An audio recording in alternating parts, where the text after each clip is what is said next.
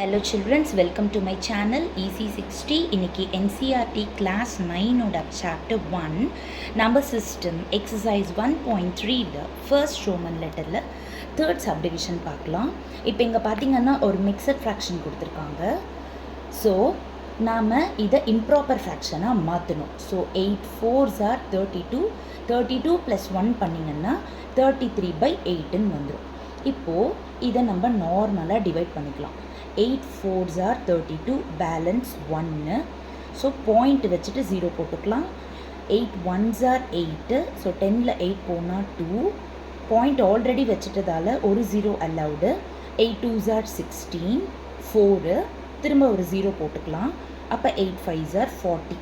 அவ்வளவுதான், டிவிஷன் முடிஞ்சிருச்சு. இப்போ இங்க சம்மே நம்மளுக்கு அதாவது கோஷன்ட்ல எதுவுமே ரிப்பீட் ஆகவே இல்லை.